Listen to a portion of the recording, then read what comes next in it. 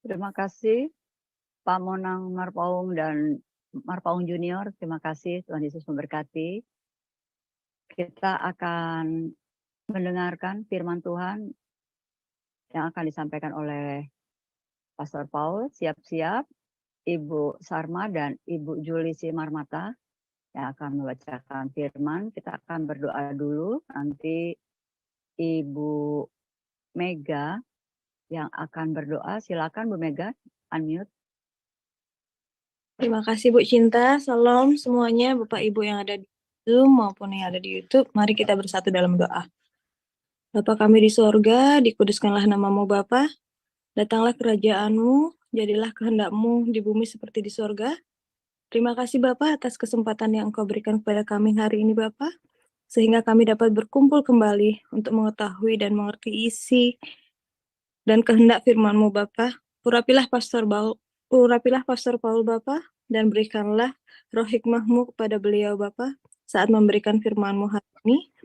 Dan untuk kami semua yang mendengarkan firman-Mu Bapa, berikanlah kami semua roh pengertian agar kami bisa bertumbuh dan berbuah menjalani semua kehendak-Mu di dalam nama Tuhan Yesus, penolong dan juru selamat kami. Haleluya, amin. Terima kasih. Amin. Terima kasih Bu Mega. Kita akan membaca firman Tuhan terlebih dahulu yang diambil dari Yeremia 17 ayat 1 sampai 27. Nanti Ibu Sarma yang akan membacakannya. Dan yang kedua Kolose 3 ayat 1 sampai 25 nanti Ibu Juli Simarmata yang akan membacakannya. Silakan Ibu Sarma terlebih dahulu. Baik, Shalom Ibu Cinta. Shalom. Shalom semua. Pagi ini saya akan membacakan kebenaran firman Tuhan yang terambil dari kitab Yeremia 17. Beginilah firman Tuhan. Dosa Yehuda telah tertulis dengan pena besi yang matanya dari intan, terukir pada loh hati mereka dan pada tanduk-tanduk mezbah mereka sebagai peringatan terhadap mereka. Mesbah-mesbah mereka dan tiang-tiang berhala mereka memang ada di samping pohon yang rimbun, di atas bukit yang tinggi, yakni pegunungan di padang. Harta kekayaanmu dan segala barang perbendaharaanmu akan kuberikan dirampas sebagai ganjaran atas dosamu di segenap daerahmu. Engkau terpaksa lepas tangan dari milik pusakamu yang telah kuberikan kepadamu. Dan aku akan membuat engkau menjadi budak musuhmu di negeri yang tidak kau kenal, sebab dalam murkaku api telah mencetus yang akan menyala untuk selama-lamanya. Beginilah firman Tuhan. Terkutuklah orang yang mengandalkan manusia, yang mengandalkan kekuatannya sendiri, dan yang hatinya menjauh daripada Tuhan. Ia akan seperti semak bulus di padang belantara. Ia tidak akan mengalami datangnya keadaan baik. Ia akan tinggal di tanah angus, di padang gurun, di negeri padang asin yang tidak berpenduduk. Diberkatilah orang yang mengandalkan Tuhan, yang menaruh harapannya pada Tuhan.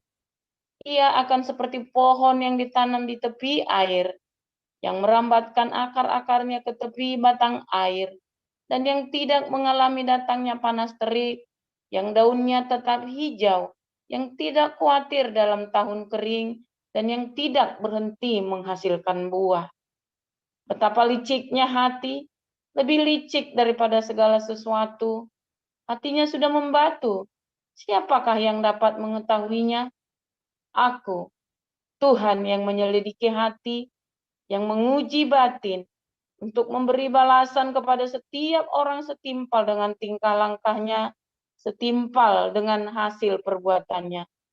Seperti ayam hutan yang mengerami yang tidak ditelurkannya, demikianlah orang yang menggaruk kekayaan secara tidak halal. Pada pertengahan usianya ia akan kehilangan semuanya, dan pada kesudahan usianya ia terkenal sebagai seorang bebal. Tahta kemuliaan luhur dari sejak semula, tempat bait kudus kita. Ya pengharapan Israel, Tuhan, semua orang yang meninggalkan Engkau akan menjadi malu. Orang-orang yang menyimpang daripadamu akan dilenyapkan di negeri, sebab mereka telah meninggalkan sumber air yang hidup, yakni Tuhan. Sembuhkanlah aku, ya Tuhan, maka aku akan sembuh. Selamatkanlah aku, maka aku akan selamat, sebab Engkaulah kepujianku. Sesungguhnya mereka berkata kepadaku, di manakah firman Tuhan itu? Biarlah ia sampai. Namun tidak pernah aku mendesak kepadamu untuk mendatangkan malapetaka. Aku tidak mengingini hari bencana. Engkaulah yang mengetahui apa yang keluar dari bibirku. Semuanya terpampang di hadapan matamu. Janganlah engkau menjadi kedahsyatan bagiku. Engkaulah perlindunganku pada hari malapetaka. Biarlah orang-orang yang mengejar aku menjadi malu, tetapi janganlah aku ini menjadi malu. Biarlah mereka terkejut, tetapi janganlah aku ini terkejut. Buatlah hari malapetaka menimpa mereka, dan hancurkanlah mereka dengan kehancuran berganda. Beginilah firman Tuhan kepadaku. Pergilah engkau dan berdirilah di pintu gerbang anak rakyat, yang dilalui keluar masuk oleh raja-raja Yehuda, dan di segala pintu gerbang Yerusalem. Katakanlah kepada mereka, dengarlah firman Tuhan, hai raja-raja Yehuda, hai segenap Yehuda dan segenap penduduk Yerusalem yang masuk melalui pintu-pintu gerbang ini. Beginilah firman Tuhan, berawas-awaslah demi nyawamu, janganlah mengangkut barang-barang pada hari Sabat dan membawanya melalui pintu-pintu gerbang Yerusalem. Janganlah membawa barang-barang dari rumahmu keluar pada hari Sabat, dan janganlah lakukan sesuatu pekerjaan, tapi kuduskanlah hari Sabat seperti yang telah kuperintahkan kepada nenek moyangmu. Namun mereka tidak mau mendengarkan dan tidak mau memperhatikannya, melainkan mereka berkeras kepala, sehingga tidak mau mendengarkan dan tidak mau menerima teguran. Apabila kamu sungguh-sungguh mendengarkan aku, demikianlah firman Tuhan, dan tidak membawa masuk barang-barang melalui pintu-pintu gerbang kota ini pada hari Sabat, tetapi menguduskan hari Sabat dan tidak melakukan sesuatu pekerjaan pada hari itu, maka melalui pintu-pintu gerbang kota ini akan berarak masuk raja-raja dan pemuka-pemuka yang akan duduk di atas tahta Daud dengan mengendarai kereta dan kuda. Mereka dan pemuka-pemuka mereka, orang-orang Yehuda dan penduduk-penduduk Yerusalem. Dan kota ini akan didiami orang untuk selama-lamanya. Orang akan datang dari kota-kota Yehuda dan dari tempat-tempat sekitar Yerusalem, dari tanah Benyamin dan dari daerah bukit, dari pegunungan dan dari tanah Negeb, dengan membawa korban bakaran, korban sembelihan, korban sajian dan kemenyan, membawa korban syukur ke dalam rumah Tuhan. Tetapi apabila kamu tidak mendengarkan perintahku untuk menguduskan hari Sabat, dan untuk tidak masuk mengangkut barang-barang melalui pintu-pintu gerbang Yerusalem pada hari Sabat, maka di pintu-pintu gerbangnya aku akan menyalakan api yang akan memakan habis peri-peri Yerusalem dan yang tidak akan terpadamkan. Demikian firman Tuhan.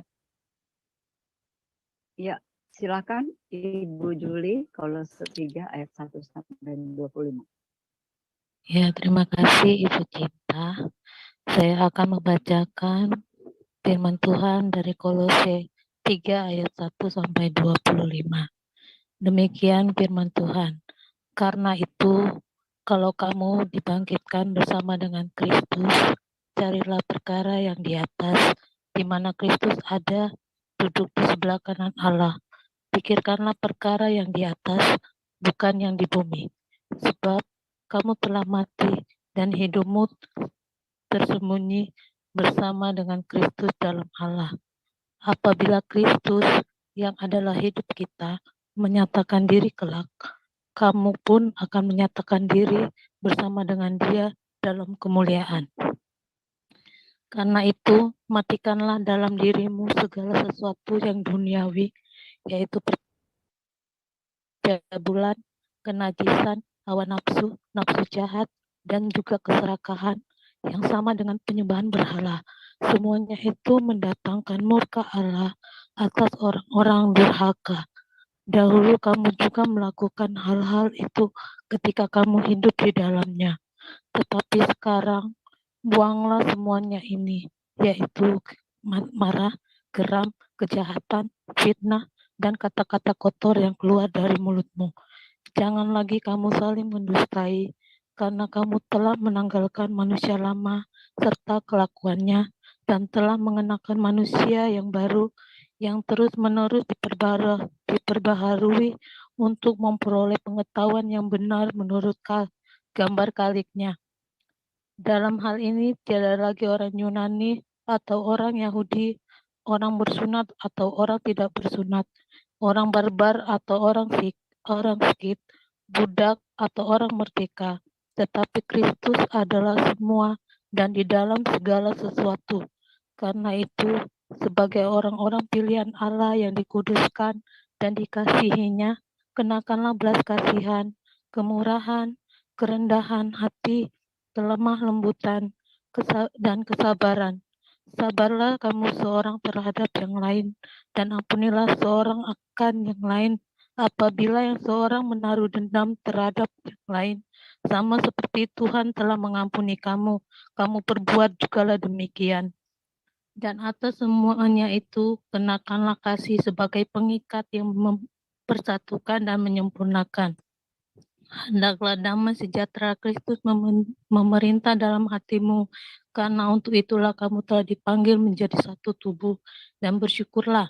Hendaklah perkataan Kristus diam dengan segala kekayaannya di antara kamu, sehingga kamu dengan segala hikmat mengajar dan menegur seorang akan yang lain, dan sambil menyanyikan mazmur dan puji-pujian dan nyanyian rohani, kamu mengucap syukur kepada Allah di dalam hatimu. Dan segala sesuatu yang kamu perbuat dan segala sesuatu yang kamu lakukan dengan perkataan atau perbuatan, lakukanlah semuanya itu di dalam nama Tuhan Yesus sambil mengucap syukur oleh Dia kepada Allah Bapa kita.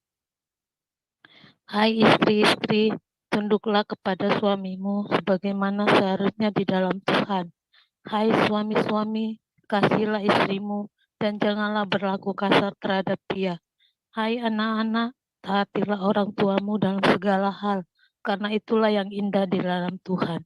Hai bapak-bapak, janganlah sakiti hati anakmu, supaya jangan tawar hatinya. Hai hamba-hamba, taatilah Tuanmu yang di dunia ini dalam segala hal. Jangan hanya di hadapan mereka saja untuk menyenangkan mereka, melainkan dengan tulus hati karena takut akan Tuhan. Apapun juga yang kamu perbuat, perbuatlah dengan segenap hatimu seperti untuk Tuhan dan bukan untuk manusia. Kamu tahu bahwa dari Tuhanlah kamu akan menerima bagian yang ditentukan bagimu sebagai upah. Kristus adalah Tuhan dan kamu hambanya. Barang siapa berbuat kesalahan, ia akan menanggung kesalahannya itu karena Tuhan tidak memandang orang. Demikianlah firman Tuhan. Terima kasih para lektor, Ibu Sarma dan Ibu Yuli Simarmata. Renungan firman Tuhan hari ini akan disampaikan oleh Pastor Paul Zhang yang berjudul Tanda Orang yang Mengandalkan Kekuatannya Sendiri. Silakan Pastor.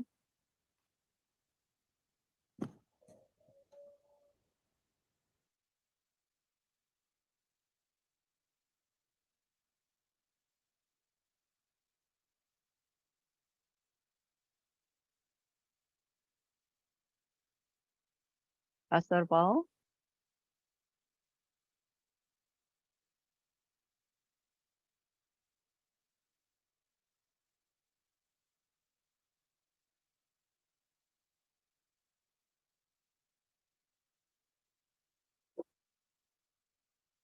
Oke, kedengaran nggak sekarang suaranya? Ya, terdengar Pastor. Waduh, ini ada yang salah nih, sebentar ya. Ya. Apa ya, bisa nggak kedengaran ya?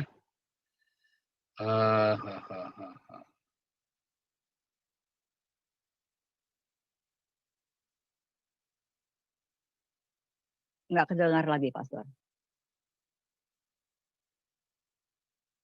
Nggak terdengar, belum. Oke, sekarang kedengaran ya. Oke, nggak tahu deh. Ya. Salah ya, nggak apa-apa deh. Nanti saya cari lagi. Oh, pantesan. Nah, sekarang.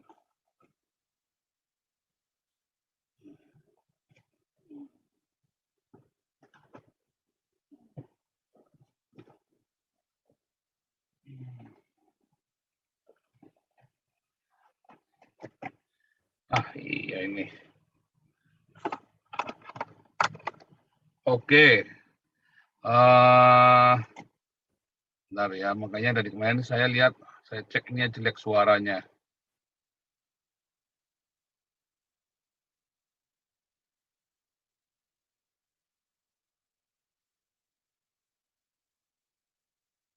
Nggak ada suara, Pastor. Tidak terdengar.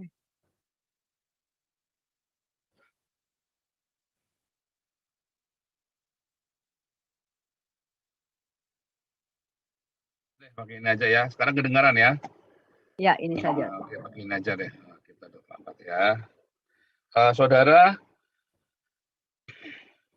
ciri-ciri kalau Anda mengandalkan kekuatanmu sendiri itu, saudara ya. Hari ini kita belajar bagaimana ciri-ciri Anda mengandalkan kekuatan sendiri. Ada 4 yang garis besarnya, saudara ya. Garis besarnya itu ada 4 hal, ya. Yaitu ketika satu, Anda sudah lupa, tidak beristirahat, kerja tanpa istirahat, ya saudara ya. Oh, itu bahaya sekali, saudara ya. Kerja tanpa istirahat. Kalau Anda bekerja tanpa istirahat, itu tandanya ya Anda sedang mengandalkan kekuatanmu sendiri. Dan Tuhan berkata, terkutuklah orang yang mengandalkan kekuatannya sendiri. Anda kerja, walaupun Anda lagi susah, Anda lagi miskin, dan Anda lupa istirahat. Pak, kalau istirahat nggak cukup uangnya, Pak. Nah, itu Anda sedang mengandalkan kekuatanmu sendiri. Ya, seberat apapun kehidupanmu, sepayah apapun kehidupanmu, ya, Anda harus ada hari waktu untuk sabat. Ya, itulah yang namanya sabat, saudara.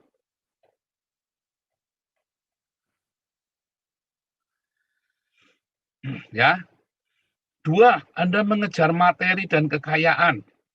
Ya, Anda kejar materi dan kekayaan. Aduh, jar gitu ya. Motifmu adalah ingin kaya, ingin dapat uang banyak, walaupun hatimu baik, walaupun caramu dengan cara yang yang baik sekalipun ya. Anda mencari yang duniawi, fokusnya hanya yang duniawi. Hidupmu adalah untuk material itu, saudara. Drive ya. Apa yang mendrive hidupmu? Apa yang mendrive hidupmu, saudara? Itu bahaya, saudara ya. Anda harus jujur. Apa yang mendrive hidupmu sekarang? 3, dendam, kalap. Dendam mungkin karena Anda waktu kecil dihina miskin, ya kan? Atau Anda pernah dihina karena Anda nggak punya uang, atau dihina orang kaya, atau bagaimana lah namanya. Ada dendam. Atau kalap karena orang tua sakit, anak sakit, Anda cari uang sebanyak-banyaknya, kalap, ya kan? Akhirnya menghalalkan segala macam cara, saudara. Ya kan? Segala macam cara dihalalkan. Akhirnya yang keempat, akhirnya meninggalkan cinta, saudara. Ya, akhirnya kamu meninggalkan cinta. Keempat hal ini adalah tanda Anda hari ini sedang bekerja di dalam kutuk. Anda sedang mengandalkan kekuatanmu sendiri. Nah, ini ceritanya begini, saudara ya. Anda lihat ini ya, ada dashboard kehidupan. Dashboard, kalau Anda setir mobil, ya, atau naik motor, itu ada dashboard kehidupan. Ya, ada dashboardnya motor itu, ya kan, mobil itu. Ya, ada orang-orang ya yang dia berlari sekencang-kencangnya, saudara ya. Dia berlari dengan kencang sekali, saudara. Ngeri, saudara ya. Sampai 120 km per jam, bahkan sampai 180 km per jam, padahal itu bukan di jalan tol. Bu antar saudara ya, pokoknya pengen cepat sampai, dia drive, dia setir ya, sampai nggak berhenti ya, 6 jam dia nggak mau berhenti, dia setir terus. Sampai ini kan dari dingin temperaturnya sampai naik ke sini saudara, sampai panas. Sampai overheating hidupnya saudara ya. Dia lari, tarik terus mobilnya, banter-banternya saudara, sampai ada nabrak kucing, nabrak anjing, ya nabrak orang sih enggak ya, karena dia jago anjing, kucing, ayam, tabrak semua, enggak urusan saudara ya. Sampai overheating dia, ya kan? Bukan cuma itu saja saudara ya, bahkan mesinnya sudah nyala, udah kelap-kelip terus ya, udah dari kuning sampai merah saudara ya, hantem terus. Akhirnya rusak kehidupan itu ya. Dashboard kehidupan, Anda punya dashboard kehidupan. Nah, ketika Anda langgar dashboard kehidupan itu, saudara, aturan-aturan dalam hidup itu Anda langgar. Ya, ini kan semua dashboard ini kan untuk menunjukkan saya lagi nyetir berapa kilometer, nggak bisa, oh perasaan, oh saya lagi larinya 80 km per jam. Taunya dari mana dashboardnya mati? Perasaan. Saya waktu saya ujian SIM, dibilangin sama instrukturnya, kamu nih nyetir kayak zombie. Gimana kayak zombie? Saya sudah 30 tahun nyetir di Indonesia, 35 tahun saya nyetir. Saya mau belok kemana? Saya tidur aja dari apartemen saya dulu ya sampai ke tempat kerja saya, sampai tidur aja nyampe. Saya bilang begitu. Sampai tidur aja nyampe. Nyetirnya memang udah pakai feeling tiap hari saudara ya. Sampai saya kalau pergi kemana-mana, kalau ganti arah saya lupa. Aduh, kenapa ya? Katanya istriku ya, katanya si Ana itu. Aku pikir mau ke kantor, padahal kita lagi mau ke puncak. Nggak tahunya kita lagi arahnya saya ke kantor. Karena sudah refleks saudara. Saya sambil telepon, sambil apa, pokoknya saya sambil makan roti, sambil minum kopi di dalam mobil gitu. Pokoknya tiba-tiba udah nyampe. Ada berapa belokan aja saya sambil tidur begini, ada berapa belokan dari Cinere sampai ke Kelapa Gading, saya bisa ngitung sudah ada berapa belokan. Ya. Bisa hafal ya, saking sudah melekat ya. Dari Jakarta Surabaya ada berapa kota aja yang kita lewati, saya sampai hafal saudara ya. Sambil merenungin lewat ini dari sini habis ini puternya di sini, jalannya yang kayak gini, nanti belokannya seperti ini. Sampai hafal saudara ya. Dulu kan saya sering Jakarta Surabaya setir sendiri kan. Hampir tiap bulan itu ya kalau saya pergi itu ya. Saya senang setir mobil ya. Nggak pakai dashboard aja saya udah ngerti ya. Udah feeling. Nggak pakai dashboard aja nggak usah lihat. Dibilang kamu ini kayak zombie nyetirnya. Nggak lihat dashboard, nggak lihat spion, nggak lihat apa. Nah itu nggak boleh saudara ya. Kalau di Eropa Anda kudu lihat dashboard. Dashboardnya nggak boleh mati. Dashboard itu nggak berfungsi. Anda harus selalu lihat dashboard itu ya. Lihat depan, lihat kaca dalam, lihat kaca spion kanan, ya kan. Jangan lupa lihat dashboard. Kamu lari berapa kilometer per jam, lihat lampu-lampunya ini nyala nggak. Hidup ini ada dashboard. Ya, kehidupan juga seperti itu, saudara. Anda kan sedang berlari ke arah tujuanmu. Nah, ada dashboard kehidupan. Ya. Nah, dashboard kehidupannya Tuhan sudah kasih tahu, saudara ya. Tuhan sudah kasih tahu dashboard kehidupan. Ketika kamu sakit, ketika kamu capek, ketika kamu haus, ya kan? Tuhan sudah kasih jam. Sehari kerja 8 jam, seminggu kerja yang 40 sampai maksimum 48 jam. Tapi sebaiknya kerja 40 jam. Dikasih tahu, saudara. Tapi banyak orang yang tidak patuh dengan dashboard kehidupan itu. Ada rambu-rambunya dalam kehidupan. Ada aturan-aturannya dalam kehidupan. Tetapi ketika kamu langgar itu semua, ya semua aturan-aturan dalam kehidupan, sampai lupa minum, keasikan kerja ya. Kerja saking enaknya, lagi diberkati Tuhan, Pak, lagi diberkati kerja sampai enaknya Anda lupa. Iya, diberkati sampai lupa istirahat saya, Pak. Itu berarti Anda sedang tidak diberkati. Berkat itu jadi kutuk. Berkatnya jadi kutuk, saudara. Hati-hati. Ya. Berkat itu tiba-tiba jadi kutuk. Karena apa? Karena kamu tidak memperhatikan dashboard kehidupanmu. Dashboard kehidupannya sudah ditentukan sama Tuhan. Makanya seminggu sekali kamu harus sabar. Seminggu sekali kamu harus cooling down. Ya. Ada masa-masanya kita nggak bisa cooling down, tetapi nggak boleh lama-lama, saudara. Seminggu sekali kamu harus cooling down. Sabat itu, saudara ya. Harus ada sabat seminggu sekali. Harus ada istirahat. Tidak boleh dipantang terus, saudara. Saat kamu sabat, Tuhan Yesus berkata, sabat itu untuk anak manusia. Bukan anak manusia untuk hari sabat. Sabat itu Tuhan berikan sabat itu buatmu, saudara. Buat kita. Satu, buat anak manusia artinya benar-benar untuk manusia. Supaya manusia istirahat di hari sabat itu. Stop, berhenti dari semua kegiatan kita. Penting, saudara, semiskin apapun, sepaya apapun hidupmu. Sabat berhenti. Di waktu berhenti itu, kamu datang sama Tuhan. Tuhan, tolong aku. Anda mau sekaya apapun, Anda mau semiskin apapun, ya, Anda boleh tolak ketika sabatmu. Anda boleh pilih hari sabat itu bukan selalu hari Sabtu. Memang sabat itu artinya hari ke-7, ya, hari Sabtu, ya kan? Hari pertama, hari Minggu, ya. Yom Echad, itu hari pertama. Yom Echad, yang pertama. Echad. Ya. Yom Senisi, hari kedua. Hari kedua. Yom Selisi, hari ketiga. Rabi'i, hari keempat. Khamisi, hari kelima. Ya. Ada hari-hari tertentu, Anda boleh pilih dari Senin sampai Minggu yang menjadi sabat. Tapi Anda harus pilih satu hari untuk kamu beristirahat. Sabat itu kesempatan kamu untuk datang sama Tuhan. Khusus membaca Alkitab, dengarkan firman Tuhan seharian. Dengarkan lagu-lagu pujian, tenang, rileks, urusi anak-anakmu. Sabat itu penting, saudara. Begitu Anda lupakan hari sabat, itu salah satu tanda bahwa Engkau sedang bekerja di dalam kutub. Ya, ingat-ingat itu ya. Oh, pas saya sabatnya setiap hari. Nah, males berarti. Sabat itu ya, sabat itu cuma satu kali saja ya. Sabat itu satu hari. Ya.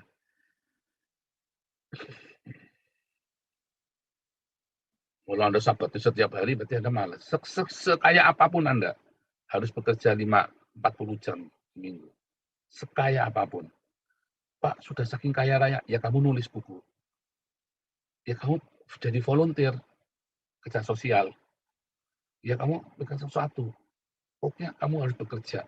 Begitu kamu tidur terus, saudara, ya ada yang nggak benar. Sama, nggak boleh. Mobil juga nggak boleh dianggurin terus, saudara. Kedua, saudara, tadi ya, tanda-tandanya. Anda ngedrive, drive-mu itu bukan perkara yang di atas. Drive-mu itu adalah untuk Anda memperoleh kemewahan duniawi. Apa yang menjadi drive-mu? Saya asal ada makanan dan pakaian, cukup. Ya kan? Oh, kalau gitu nggak usah nabung supaya Anda ada makanan dan pakaian lagi. Tetapi bukan berarti Anda mengumpulkan uang sebanyak-banyaknya sampai lupa hari Sabat. Sebenarnya Anda jujur tahu kan drive-nya apa. Ada orang-orang kaya saya ya, yang selalu beruntung, bekerjanya enak, ya kan? Kerjanya enak, gajinya banyak. Saya ini termasuk orang yang beruntung ya, saudara ya. Tetapi tiba-tiba saya di-drive oleh hal-hal duniawi. Ya kan? Biasanya berturutan. Kenapa? Karena dendam. Ada orang menghina saya, saudara. Atau kalap. Ya kan? Dendam atau kalap. Disitulah saya mulai apa? Mulai halalkan segala macam cara, saudara. Nah, disitulah mulai saya kerja di bawah kutub. Kita harus jujur, apa yang mendrive-mu. Harusnya yang ngedrive hidupmu, pekerjaanmu adalah karena saya ingin saya ingin makan dengan cukup, ya, anak-anak saya makan dengan cukup, keluarga saya makan dengan cukup, tidak berkekurangan. Tetapi begitu kamu kelimpahan, apa yang membedakan, saudara? Begitu kelimpahan, kamu langsung tabur. Di situ drive-nya bisa tiba-tiba berubah. Tiba-tiba Anda menabur. Ya. Tiba-tiba dalam kondisi apapun, tiba-tiba berubah drive-mu kalau kamu menabur. Berdiakonia, bukan ngasih pendeta uang, bukan ya. Berdiakonia, kecuali Anda sangat berlimpah, keluargamu sudah diperhatikan, dia mau ngasih pendeta, ya boleh-boleh saja, mau ngasih Pak Awe, mau ngasih Pak Gilbert, ya boleh. Tapi kamu harus berkelimpahan dulu, saudara. Ya kan? Dan berilah hamba Tuhan yang juga bekerja. bukan hamba Tuhan selebritis, Anda sedang ditipu. Nah, disitulah apa yang mendrive hidupmu. Terutama untuk diakonia paling penting. Ya, itu akan mendrive hidupmu. Di mana hartamu berada, di situ hatimu ada. Ketika hartamu ada pada orang miskin, hatimu di surga. Carilah perkara yang di atas. Anda boleh punya tabungan, tetapi tabungan bukan untuk foya-foya. Ya kan? Untuk spend, untuk apa? Untuk biaya kuliah, atau untuk biaya apa nanti, biaya hari tua. Sebanyak-banyaknya, tidak perlu, saudara. Nanti Tuhan cukupkan. Tiba-tiba kalau Anda bekerja di dalam berkat Tuhan, kerjanya 1, untungnya 10. Kalau Anda tidak bekerja dalam berkat Tuhan, Anda kerjanya 100, belum tentu dapat 1. Karena Anda bekerja dalam big book, tidak karu-karuan, Anda memang duitnya banyak, tapi clock sakit, terus buat apa? Saya punya kolega dulu ya, saya waktu usianya beda 2 tahun atau 3 tahun sama saya ya, di atas saya. Waktu itu saya jadi GM ya, GM marketing, jadi perusahaan terkenal ya. Dia sudah jadi CEO-nya, saudara. Beda 3 tahun umurnya sama saya. Gaji saya waktu itu masih di bawah 20 juta. Gaji dia, saudara, waktu itu sudah 50 juta, saudara ya. Waktu itu sudah 50 juta. Terus saya resign dari situ, saya pindah ke Bali ya. Orang ini saya dengar tiba-tiba masuk rumah sakit, saudara. Gajinya 100 juta, jadi CEO, tapi grade-nya naik ya. Grade-nya naik. Gaji dia, dulu di managing director sebelum belum CEO ya, masih managing director dulu. Gajinya 50 juta. Terus saya dengar dia jadi CEO, gajinya 2 kali lipatnya, 100 juta, saudara. Dan dapat bonus dari dapat saham ya, saham perusahaan. Jadi CEO-nya. Tapi saya dengar kemudian limpahnya diambil, terus ada operasi, tiap tahun dioperasi terus. Klok, umur 36 mati, saudara. Umur 36 tahun meninggal dia. Kenapa, saudara? Dia kerja pagi siang, hebat sekali orang ini, saya sampai kagum-kagum. Ini orang gak ada tidurnya, ngeri amat. Saya saja kalau udah meeting gitu, sampai udah karu-karu udah meeting, udah lewat jam 9, saya udah malas, saudara ya. Udah nggak konsen, saya udah nggak fokus, pengen pulang terus. Ya kan? Ini bisa 3 malam nggak tidur, saudara. Menikmati sekali. Dia nikmati sekali kerjaannya ya. Dia senang jadi itu ya. Tapi itu dia di drive. Terus buat apa, saudara? Ingat ya, Yesus kasih perumpamaan tentang orang kaya. Hai jiwaku, ada padamu harta yang melimpah, ada lumbung padi, ada cukup banyak makanan, persediaan bagimu. Tiba-tiba malamnya dikasih mati sama Tuhan. Ya kan? Saya tidak berkata Anda tidak boleh kerja keras, bekerja dengan keras, dengan cerdas, bekerja dengan keras. Jangan malas. Jangan pernah kurang dari 8 jam sehari kalau kerja. Jangan kurang dari 8 jam sehari, nggak sehat, saudara. Ya, kalau Anda sudah kaya raya hanya dengan 6 jam sehari, yang 2 jam Anda jadi volunteer, saudara. Jadi volunteer, kerja di gedung gereja, di office boy lah apa. Habiskan 8 jam itu sehari. Tapi jangan pernah lebih daripada 50 jam seminggu. Jangan lebih dari 50 jam seminggu. Mengapa, saudara? Karena begitu Anda kerja lebih dari 50 jam seminggu, Anda nggak punya sahabat nanti. Ya kan? Akhirnya ketika Anda meninggalkan cinta itu, Anda nggak tahu loh. Tiba-tiba istrimu nggak diperhatikan sama supir. Tiba-tiba suamimu nggak diperhatiin, akhirnya suamimu cari ke Alexis. Tiba-tiba anakmu nggak diperhatiin, carinya sama Tante Girang, sama Om Senang, saudara. Yang salah apakah Tuhan? Anda yang salah, bukan Tuhan loh. Tuhan sudah kasih loh. Sudah kasih tanda-tandanya. Ya. Carilah kerajaan Allah dan kebenarannya, maka semua akan tambahkan kepadamu. Ya kan? Tinggalkan dendam, tinggalkan semua kemarahan. Dalam kerja pun Anda bisa marah. Waktu kerja Anda udah mulai sikut-sikutan, udah mulai ngotot-ngototan, udah mulai benci-bencian, saudara. Saudara, stop. Anda datang konsultasi dengan atasanmu, Pak, saya masih kurang nyaman, saya ingin hanya bekerja saja, saya tidak ingin terlalu banyak berintrik, saya pokoknya mau kerja saja. Kalau dia berintrik, jangan dibalas intrik, saudara. Nah, disinilah saudara mulai kacau nanti hidupmu. Kalau dendam, ada intrik, ada politik di dalam pekerjaanmu, Anda ikut masuk dalam intrik politik pekerjaanmu. Itu tanda Anda sedang kerja dalam kutub. Anda tidak akan bisa mengekspresikan cinta itu ketika Anda sedang berintrik. Karena dalam berintrik dan berpolitik, Anda kudu mengorbankan orang lain. Jadi bagaimana dong kalau orang berintrik? nggak usah ikut, saudara. Polos saja, ikutin aturan perusahaan, dengarkan kata bos, ya, bekerja yang benar, yang sekuat tenaga. Wah, nanti ketinggalan dong, Pak. Nggak apa-apa. Karena berkat Tuhan yang menjadikan kaya. Susah payah, tidak akan ada susah payah. Percuma, saudara. Anda berintik-berintik, akhirnya kita menyakiti banyak orang. Banyak hamba-hamba Tuhan juga begitu, pendeta. Nggak cuma orang dikanti. Oh, saya dulu udah beberapa kali ya, saya cerita sama Anda kan. Saya disingkirkan dari full-timer gereja itu kan.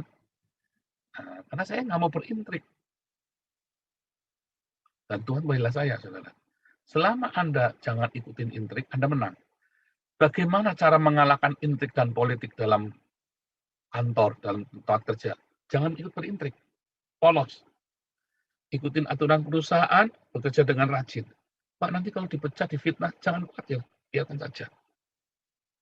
Artinya kalau memang sampai harus dikeluarkan dari situ, Tuhan akan kasih yang lebih besar dari itu. Oh, saya ngalamin bolak-balik. Saya sudah ngalamin, jangan nggak percaya saya, saudara. Kalau sampai di penjara, nggak mungkin. Tuhan akan bela kamu. Saya sudah berkali-kali difitnah sampai mau di penjara, saudara ya. Lolos tuh. Lolos kalau kamu hidupnya bener lurus, orang boleh fitnah kamu, kamu diam. Mungkin panik saat itu kamu panik. Saya panik, bukannya nggak panik ya. Usia saya masih 27 tahun saya difitnah, saudara ya. Difitnah. Nggak taunya ada yang mau masukkan saya penjara, sekarang di penjara dia, saudara ya. Saya dengar di penjara 6-4 tahun. Ya kan? Kena fitnahnya dia sendiri. Jangan khawatir, saudara ya. Jangan berintrik, jangan berpolitik. Karena nanti kamu bisa kalap. Dan tetap penuh dengan cinta itu tadi. Makanya dari awal, saudara, apa yang ngedrive kamu? Kamu harus jujur. Pak, yang ngedrive saya, orang tua saya sakit. Jangan, saudara. Balik lagi ya. Bapak, kalau orang tua sakit bagaimana? Ngomong mah gampang. Kalau orang tua sakit, kamu punya tabung berapa? Ya, sisakan untuk keluarga, untuk makan anak, ya, istri, sekolah, ya. Habiskan semua buat berobat. Kalau sudah habis, stop, serahkan sama Tuhan. Berarti tandanya kamu puasa, doa dan puasa, minta kesembuhan buat dia. Kalau nggak sembuh, serahkan sama Tuhan. Nanti hidupmu enak, saudara. Oh, Pak, tapi ini juga, nah, berarti kamu proses kepada orang tuamu, atau itu anakmu lagi sakit.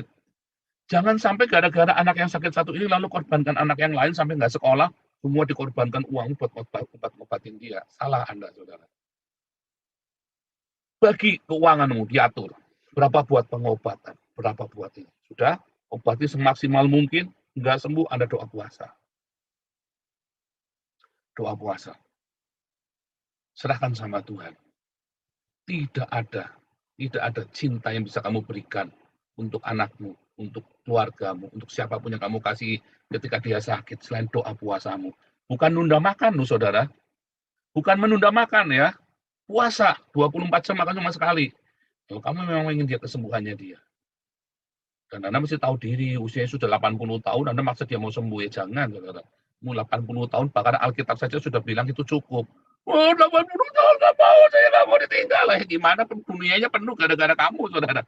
Kalau dia masih usianya 12 tahun, 20 tahun, atau ya 50 tahun, kita masih bisa doakan. Tapi kalau sudah di atas 70 tahun, serahkan sama Tuhan, saudara. Kenapa saya nggak berdoa buat mami saya supaya sembuh? Ya serahkan sama Tuhan, kenapa? Ya kan? Dia sudah bahagia kok. Nah, keserakahan, kita pengen hidup panjang kan? Nah, itulah saudara. Otaknya manusia kan umurnya panjang, kaya raya, tapi nggak mau diakuninya. Maunya semuanya untukku dan untukku. Ya, nenek saya tuh usianya 96 tahun ya. Anak saya usia 96 tahun, sudah mengalami demensia. Anaknya meninggal sudah berapa tuh? 4. Anaknya meninggal sudah 4, saudara. Anda nggak kebayang ya, punya keluarga begitu, terus anak-anak Anda mati semua begitu, setiap kali ditinggal anak, lah mati. Kalau Anda siap, kalau hatimu penuh dengan cinta, Anda nggak takut mati, saudara. Anda menyambut maut itu dengan bahagia. Bukan sengaja cari mati, bukan. Tapi menyambut maut itu dengan bahagia. Karena Anda hanya berpindah. Keluarga yang ditinggal pun bahagia. Kamu usia 80 tahun, bolak-balik operasi sampai bikin anakmu bangkrut. Ya kan? Ngarep usia sampai 90-100 tahun, tapi anakmu pada bangkrut ngobati kamu. Edan apa? Jangan bikin susah anakmu, saudara ya. Siapkan hidupmu buat Tuhan. Nah, itu Anda mengajaki orang hidup dalam kutuk itu namanya. Terakhir, saudara. Selalu ingat-ingat, saudara. Jangan sampai tinggalkan cinta. Jangan sampai ada kemarahan atau kebencian di dalam pekerjaanmu. Kalau tidak ada kebencian, ada semua ya. Anda lihat ya, sampai anak istrimu sampai berantakan. Anda sempat ngajari mereka waktu sekolah, waktu dampingin. Anda meninggalkan cinta dan perhatian, berarti Anda kerja dalam kutuk. Ya, ingat-ingat 4 hal ini, saudara ya. Dibalik semuanya. Ya, nanti kamu akan diberkati. Tuhan Yesus memberkati.